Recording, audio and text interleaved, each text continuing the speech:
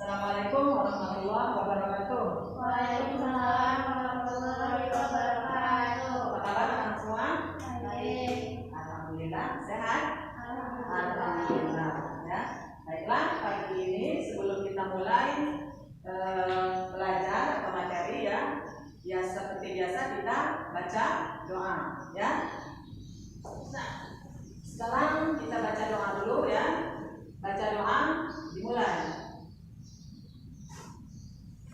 Selesai.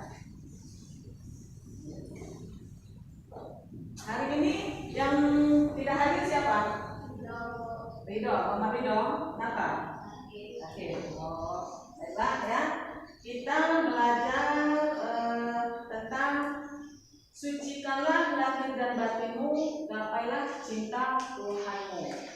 Sucikanlah lahir dan batinmu, lahir dan batin kita ya.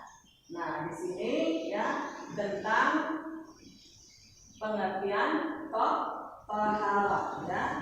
Nah, apa itu taharah? Jadi judulnya tadi apa?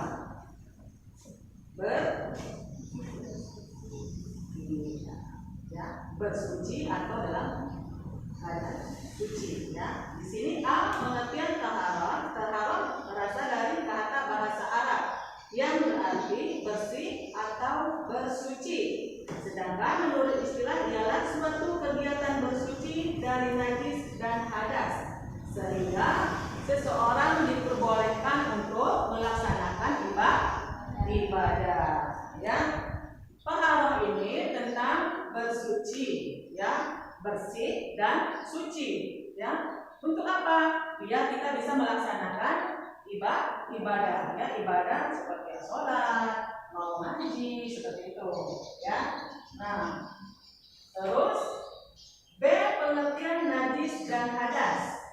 Najis berasal dari bahasa Arab yang artinya kotoran ya. Najis berarti kan kalau najis kita dalam keadaan najis berarti tidak boleh ibadah ya, tidak boleh sebelum kita suci atau kita sucikan dulu ya badan kita atau diri kita ya. Nah, najis berasal dari bahasa Arab yang artinya kotoran dan menurut istilah adalah suatu benda yang kotor yang mencegah sahnya mengerjakan suatu ibadah dan dituntut harus dalam keadaan bersuci. Suci pakaian kita, suci kita dari hadas ya. Kalau kita habis buang air kecil, kita sucikan dulu. Suci tempat kita juga kalau mau melaksanakan ibadah sholat ya. Terus lanjut macam-macam najis dan tata cara taharahnya atau tata cara bersucinya ya. Dalam hukum Islam ada 3 macam najis, yaitu najis mukhaffafah, najis mutawasithah, dan najis mughalazah. Nah, di sini najis mukhaffafah adalah najis yang ringan atau najis yang sedang. Contohnya najis mukhaffafah ini ya. Atau najis yang ringan seperti air kencing bayi laki-laki tapi sebelum umur 2 tahun ya, masih 1 tahun atau belum makan apapun selain air susu ibu ya. Caranya bagaimana? Nah, di sini kita ada di sini ini najis mukhaffafah di sini ya. Najis mukhaffafah seperti kencing bayi laki-laki ya sebelum umur 2 tahun. Dipercikan caranya ya. Mana yang kena air kencing adik kita tadi kita percikan, atau di tempat atau di lantai ya. Ambil kain lap, kita ambil lapnya, dilap dulu ya, ganti yang lain, percikan air, kita lap lagi ya, ganti lagi ya, percikan air lagi, kita lap lagi. Sudah bersih ya, sudah bersih baru ya boleh melaksanakan ibadah. Nah ya, terus najis mutawasithah ya. Najis mutawasithah atau najis pertengahan. Maksudnya pertengahan ini adalah najis sedang ya, tidak ringan, tidak juga terlalu berat. Dia berada di tengah-tengah.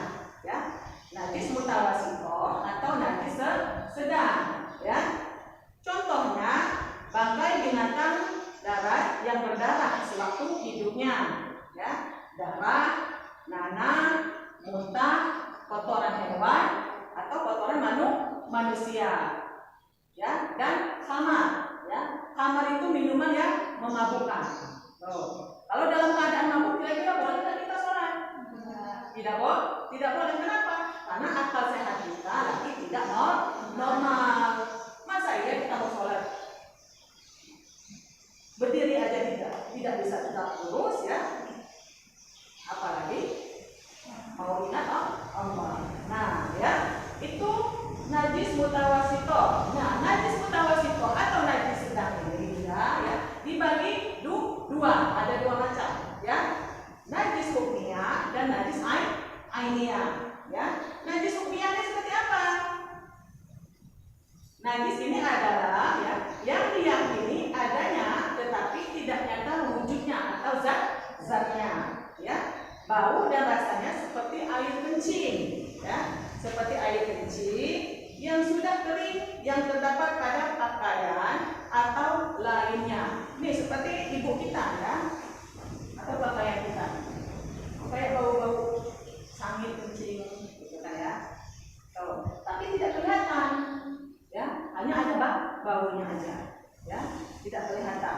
Cara mensucikannya, ya, cara mensucikannya adalah cukup dengan mengalirkan air pada benda yang terkena najis. Nah, ya, ini siram, alirkan, itu dia mengalir, ya, yang mengalir. Ini najis mutawasito, ya, kan?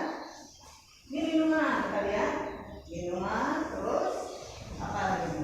Muntahan dan bangkai tadi, ya. Itu najis mutawasito. Nah, najis mutawasito atau najis yang sedang juga ada dua, hukmiyah dan ainiyah, ya. Tadi yang hukmiyah, sedangkan yang ainiyah apa yang di situ? Najis ainiyah adalah najis yang tampak wujud atau zatnya, ya, dan bisa diketahui melalui bau maupun rasanya. Cara mensucikannya adalah menghilangkan najis ainiyahnya dengan cara membuang dan menggosoknya sampai bersih, ya, dan diyakini sudah hilang zat, rasa, dan baunya. Ya, kalau yang ainiyah kelihatan, ya, itu ada kotoran. Jadi kita buang dulu, ya. Kita buang dulu, mama kita mau sholat. Ada kita buang dulu, ya, kita bersihkan, ya, bersihkan, dibuang juga, jangan udah pakai kain kering dibuang sudah, tidak, ya, berulang kali, ya. Ambil kain yang basah, lap lagi, ganti lagi, dilap lagi sehingga zat, rasa, baunya sudah hilang. Barulah tempat ibadah itu baru bisa kita tempat ibadah sholat, ya, untuk melaksanakan ibadah. Nah, itu adalah najis ainiyah, ya. Dari najis mutawasito yang tadi, ya, dibagi ada dua juga, ya, hukmiyah dan ainiyah, ya. Nah, terus yang terakhir atau yang ketiga najis mukhalazoh, ya. Najis mukhalazoh ini najis yang apa? Berat, ya. Najis mukhalazoh ini najis yang berat, ya. Seperti apa contohnya? Kita terkena air liur anjing atau babi. Cara mensucikannya, ya, ini seperti ini nih contohnya, ya. Ini najis mukhalazoh, ya. Ada gambar seperti sini babi dan anjing, ya. Kita terkena air liur babi dan anjing, ya. Jangan kita lap aja, lap pakai kain kering, jangan seperti itu, ya. Cara mensucikannya, ya, dibersihkan dengan 7 kali kita siram dengan air, yang terakhirnya, ya, air dicampur tanah, ya, yang ketujuh atau yang terakhirnya, ya. 6 kali, ya, kita bersihkan, ya, ya, dengan air yang bersih dan suci, ya. Yang ketujuhnya kita bersihkan dengan air dicampur tanah. Kita gosok, sudah bersih, baru kita bilas, kita cuci. Nah, ya, itu najis mukhalazoh, najis yang paling berat, ya. Itu seperti itu, contohnya seperti air liur babi, kita terkena air liur babi, ya, dan air liur anjing. Atau biasanya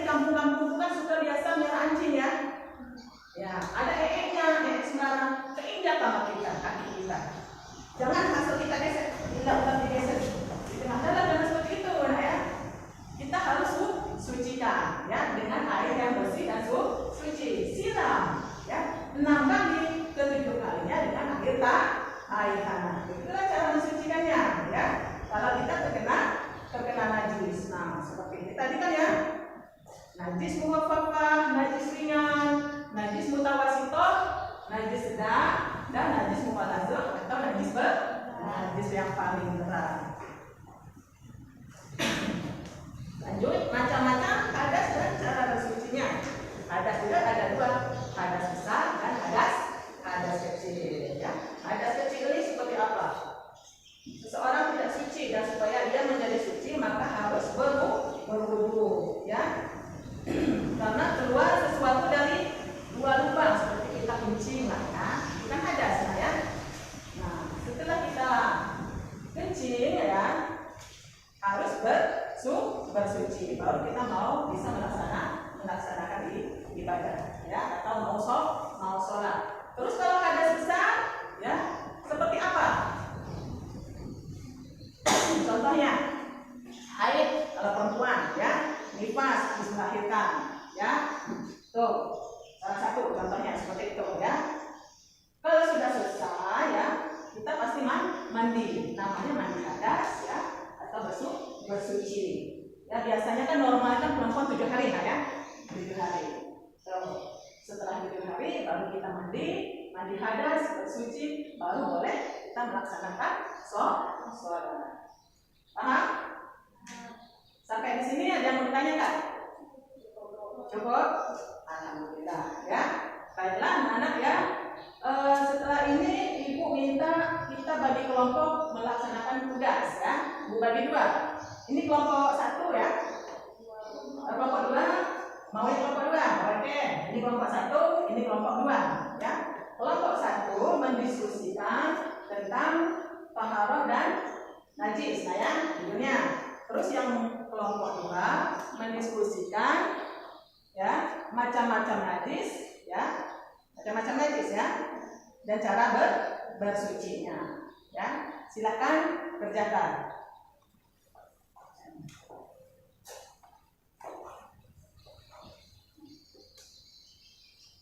Ya, selesai? Ya, kalau sudah selesai kita presentasikan ya. Kita presentasikan ke depan per kelompok. Ibu minta kelompok 1. Siapa? Ya, Sinta. Ya. Assalamualaikum Waalaikumsalam warahmatullahi wabarakatuh. Berdiskusi tentang pengertian taharah dan najis. Pengertian taharah adalah taharah berasal dari kata bahasa Arab yang berarti bersih atau suci. Sedangkan menurut istilah adalah suatu kegiatan mencuci dari najis sehingga seorang diperbolehkan untuk beribadah yang dituntut harus dalam keadaan suci. Kegiatan mencuci dari najis itu meliputi menyucikan badan, pakaian, tempat, dan lingkungan yang menjadi tempat segala aktivitas kita.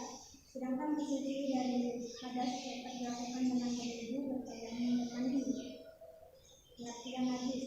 Najis berasal dari bahasa Arab yang artinya kotoran dan menurut istilah adalah suatu benda yang kotor. Namun juga sahnya mengatakan suatu ibadah yang tersebut harus dalam keadaan suci. Ya, aplaus. Sekarang kelompok 2 presentasikan hasil kerjanya.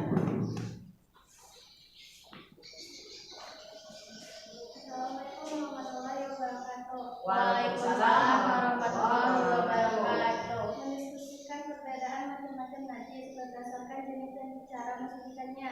Macam-macam najis dibagi menjadi 3. 1. Najis mukhafafah atau najis yang ringan. Cara mensucikannya dengan membersihkan atau mengusapkan air yang suci pada permukaan yang terkena najis, seperti air seni bayi laki-laki yang belum berumur 2 tahun dan belum makan apapun kecuali air susu.